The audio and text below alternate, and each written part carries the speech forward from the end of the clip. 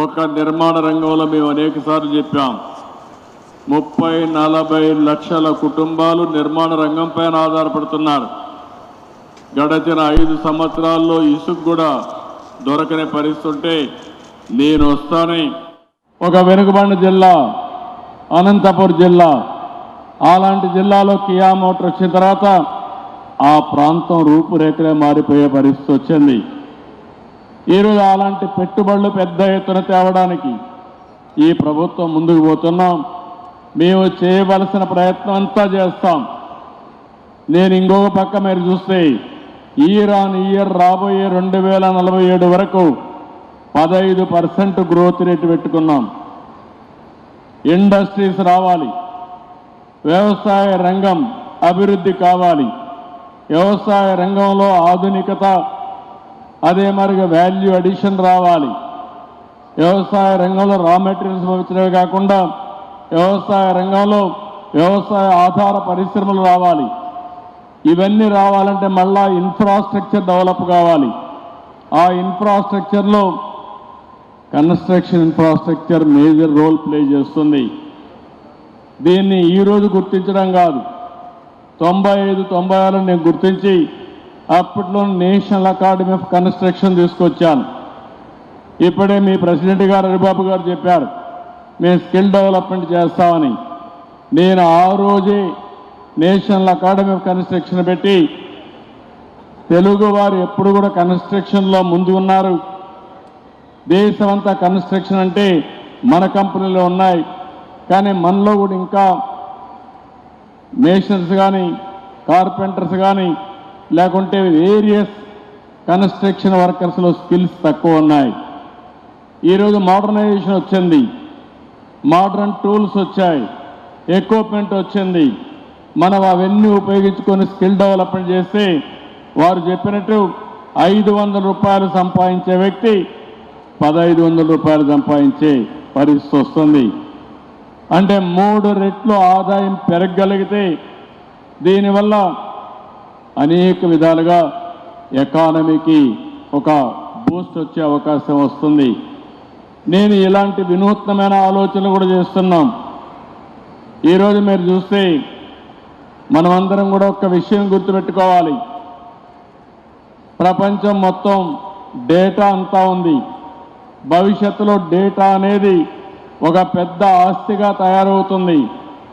ఎప్పుడైతే డేటా ఉందో రియల్ టైంలో సెటిలైట్ కానీ లేకపోతే డ్రోన్ కానీ సీసీటీవీ కెమెరా కానీ సెల్ ఫోన్ ద్వారా రియల్ టైం ఇన్ఫర్మేషన్ గ్యాదర్ చేసే పరిస్థితి వస్తుంది.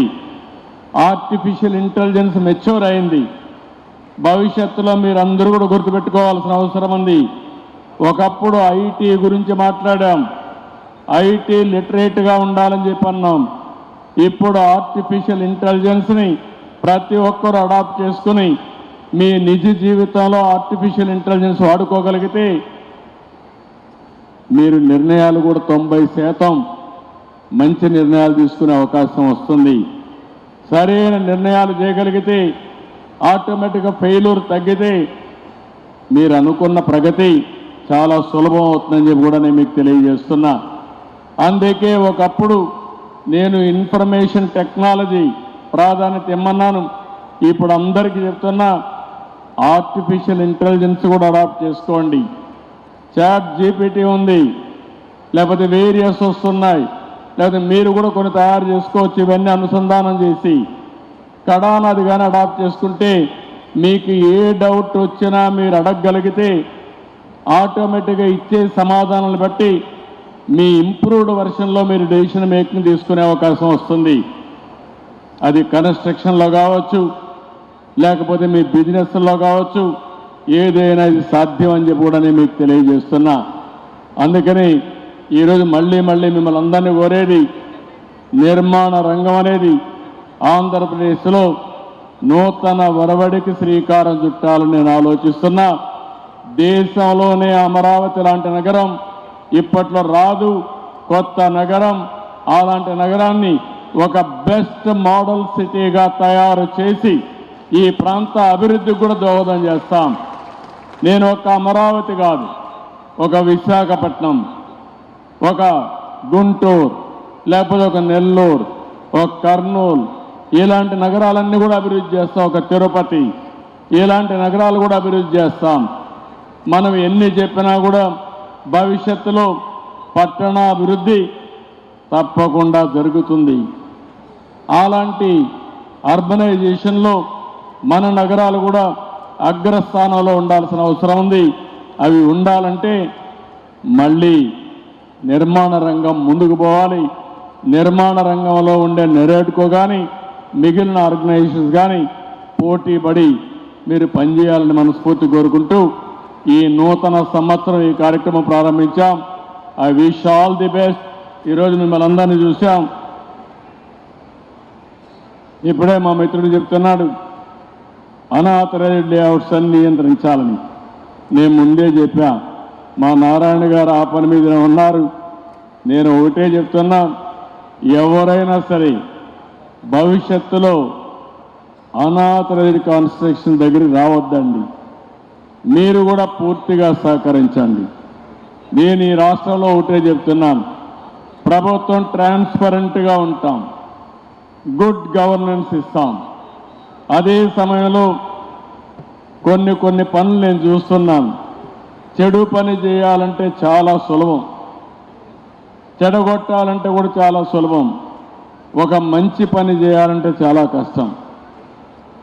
నేను ఈరోజు మీరు చూస్తే ఉచితంగా ఇసుక ఇవ్వాలి అని ఆలోచించాను. అంత మునుపు మొత్తం మొనోపలీ చేసి ఇల్లీగల్గా తవ్వి ఇష్టానుసారంగా చేసే పరిస్థితికి వచ్చారు. నేను ఉచిత ఇసుక ఇస్తానంటే నాకు కొన్ని సమస్యలు వచ్చాయి. నేను ఒకటే చెప్పాను, ఎట్టి పరిస్థితుల్లో ఉచిత ఇసుక ఇస్తాన్నాం, ఫ్రీ శాండ్ ఇస్తాన్నాం, ఎవరు వచ్చినా వదిలిపెట్టనని చెప్పి ఇప్పటికే చాలా వరకు సక్సెస్ అయ్యాం. అక్కడక్కడ ఇంకా అసాంఘిక శక్తులు కానీ స్వార్థపరులు కానీ వచ్చి ఇలాంటి పనులు ఇంకా అక్కడక్కడ చేసే పరిస్థితి వస్తున్నారు. దానికి కూడా ఆల్ కలెక్టర్స్కి ఆదేశాలు ఇచ్చాం, పోలీస్కి ఆదేశాలు ఇచ్చాం. వేరే రాష్ట్రాల్లో ఎక్కడికక్కడ సీసీటీవీ కెమెరాలు కూడా పెట్టి కంట్రోల్ చేసే పరిస్థితికి వచ్చాం. నేను మిమ్మల్ని కూడా ఒకటే కోరుతున్నా, మీరు కానీ సెల్ఫ్ డిసిప్లిన్ పెట్టుకొని అనాథరైజ్డ్ కన్స్ట్రక్షన్స్ మీరు కంట్రోల్ చేయడం, ఎవరైనా చేస్తే మీకు మొహమాటం ఉంటే రియల్ టైంలో మాకు కూడా చెప్పగలిగితే ఆటోమేటిక్ కంట్రోల్ చేస్తాం. మా ప్రభుత్వ యంత్రాంగాన్ని కూడా చాలా క్లియర్గా ఆథరైజ్ చేస్తున్నాం, గట్టిగా చెప్తున్నాం. ఒకవేళ ఎవరైనా ఫెయిల్ అయితే మా వాళ్ళపైన కూడా చర్యలు ఉంటాయి తప్ప ఎవరిని వదిలిపెట్టమని చెప్పి మరొకసారి తెలియజేసుకుంటూ, ఈరోజు ఒక మంచి అనుభవం. నేను ఇక్కడికి వచ్చాను, ఇక్కడ మొత్తం చూశాను.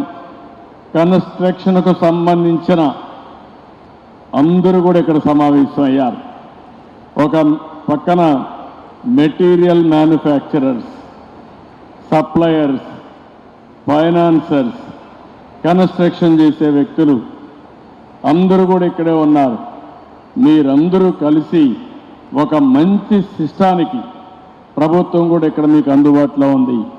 అందరం కలుద్దాం, అందరం కలిసి ఒక బెస్ట్ ఎకో సిస్టమ్ కన్స్ట్రక్షన్ ఇండస్ట్రీలో తీసుకొద్దాం, బెస్ట్ ప్రాక్టీసెస్కి రూపకల్పన చేద్దాం అని చెప్పి తెలియజేసుకుంటూ, అలాంటి శుభం జరగాలని మరొక్కసారి మనస్ఫూర్తిగా ఆకాంక్షిస్తూ అందరికీ నమస్కారాలు. జై హింద్, జై హింద్.